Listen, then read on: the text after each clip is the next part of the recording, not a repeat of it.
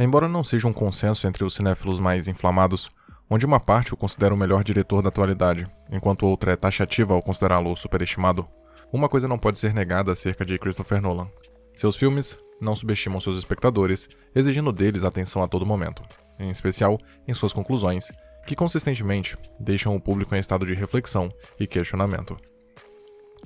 Obras como Amnésia, O Grande Truque, A Origem e até mesmo O Cavaleiro das Trevas Ressurge se encerram com enormes pontos de interrogação, estes que não são fruto de preguiça de roteiro ou da incapacidade do realizador em responder às próprias perguntas, mas sim de uma manobra inclusiva do mesmo, para tornar o público mais participativo e assim preencher as lacunas do enredo através de um exercício de interpretação. Não à toa, os referidos filmes continuam a suscitar debates em fóruns e páginas da internet até os dias de hoje, com muitos tentando encontrar soluções lógicas, ou pelo menos plausíveis, para questionamentos como: o peão de Kobe parou de girar? Como o Batman conseguiu escapar a tempo da explosão da bomba? Borden matou o verdadeiro Enger ou era só mais um outro clone? Para se juntar à sua enigmática filmografia, Christopher Nolan lançou em 2020 seu mais recente trabalho, Tenet, um filme em que suas ideias ficaram em desenvolvimento por quase 20 anos, mas só em 2014 deu seus primeiros passos de desenvolvimento. Assim como aconteceu em Interestelar, o diretor buscou aconselhamento com um físico, vencedor do Prêmio Nobel, Rip Torn, acerca das teorias envolvendo física quântica, conceito de espaço, tempo e entropia para incrementar a premissa de seu filme de espionagem.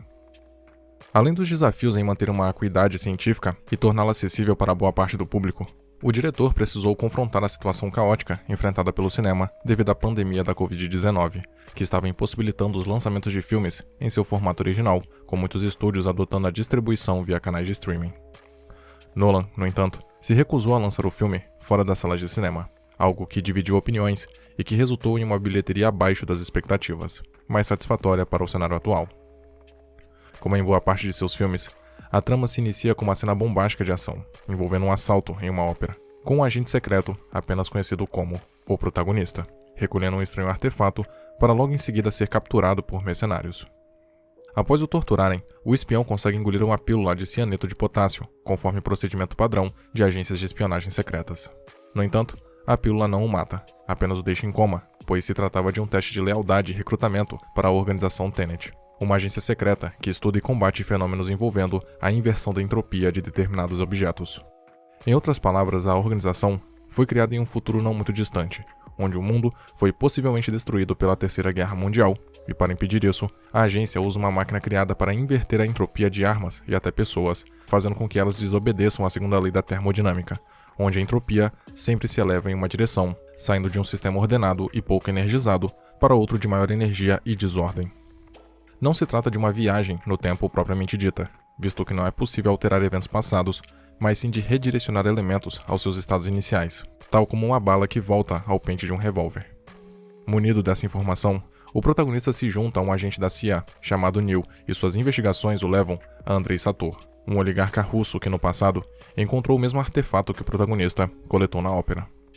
Tal item é chamado de algoritmo, sendo uma arma de destruição em massa, com poder capaz de reverter a entropia de todo o planeta, o levando à destruição.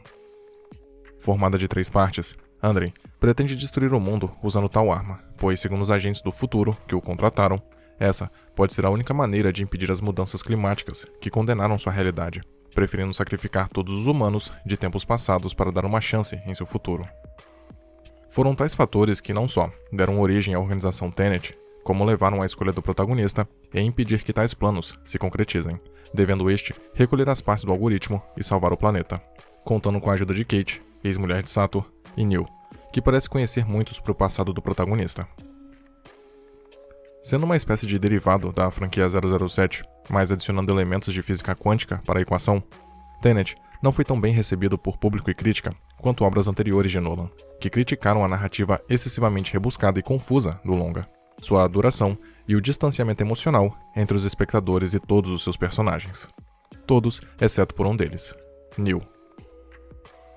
Surgido de maneira enigmática e já demonstrando conhecer bem o protagonista, como é indicado na cena em que pede uma Coca Diet para ele, o personagem não só acompanha o herói em sua jornada, como também o salva por diversas vezes, incluindo na fatídica cena final. Mas quem era ele?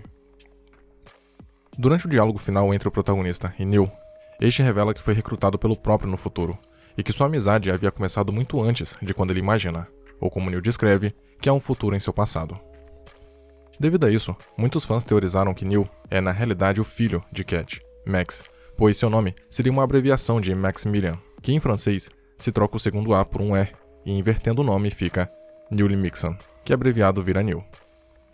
Tal teoria ainda explica o motivo de Neil saber tanto sobre o protagonista, pois devido à proximidade deste com a sua mãe, Max seria recrutado por ele, desenvolveriam uma amizade e parceria, e o protagonista o enviaria para essa missão tão importante, por ser o seu agente de maior confiança. O fato de Max mudar seu nome para Neil ao inverter seu próprio nome, um ato que seria uma brincadeira com a própria premissa do filme, seria para evitar possíveis danos à linha temporal do passado, ou uma possível auto-aniquilação ao encontrar sua outra versão do passado, tal como a teoria física da aniquilação positron-elétron. Apesar de uma teoria válida, ela entra em choque com as próprias regras da máquina de reversão de entropia, onde, para voltar ao estado de determinado dia, semana ou mês, o indivíduo invertido precisa retroceder o mesmo período que deseja chegar. Ou seja, caso Neil fosse Max, um adolescente no passado, ele viria de um futuro de pelo menos 15 anos à frente, tendo que vivenciar mais 15 anos, mas de maneira revertida, o que afetaria drasticamente sua idade. Embora as origens do personagem continuem sendo um mistério, seu destino final já é melhor esclarecido.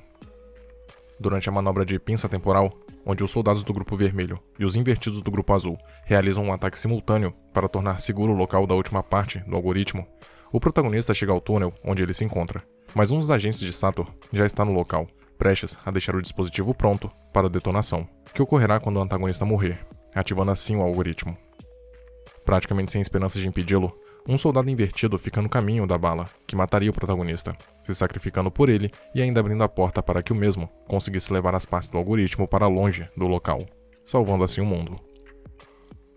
Ao se reunirem, o protagonista, Neil e Ives, um dos comandantes da operação, se separam com as partes do algoritmo, exceto Neil, que entrega a sua para o protagonista e volta com Ives, mostrando em sua mochila o mesmo cordão vermelho que o soldado, que se sacrificou momentos antes, tinha.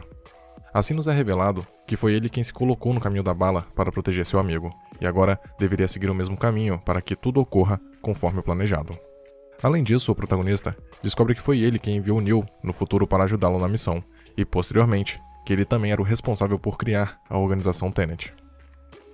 Trazendo conceitos como o demônio de Maxwell, quadrado Sator, aniquilação e o postulado do universo de um elétron, Tenet é um filme que exige pesquisa e revisitas de seu espectador, pois, embora sua trama seja uma versão rebuscada das histórias de vilão megalomaníacos de James Bond, sua mescla de teorias consagradas da física e uma narrativa não linear o tornam um quebra-cabeça, onde cada nova descoberta fazem o conjunto tomar forma. Diferente do excesso de diálogos expositivos, mais engajantes de A Origem, aqui o diretor optou por levantar questionamentos e algumas poucas explicações, deixando para o público o cargo de preencher as lacunas, através de um exercício mental e interpretativo, o que justifica todos os debates acerca do filme desde então. Como visto, o principal deles é voltado para a verdadeira identidade de Neil, um personagem que inicialmente se apresenta como um ajudante do herói, mas que ao fim de tudo se mostra muito mais do que isso, e quanto mais entendemos sobre seu destino final, mais nos apegamos a ele. Fato é que Tenet é um exercício de metalinguagem, pois assim como a tecnologia de reversão da entropia apresentada no filme, ou do próprio palíndromo que forma o seu título, ele nos instiga a assisti-lo mais de uma vez, indo e voltando suas cenas, pois só assim, tanto os personagens quanto o próprio público se tornam capazes de revelar todos os seus segredos.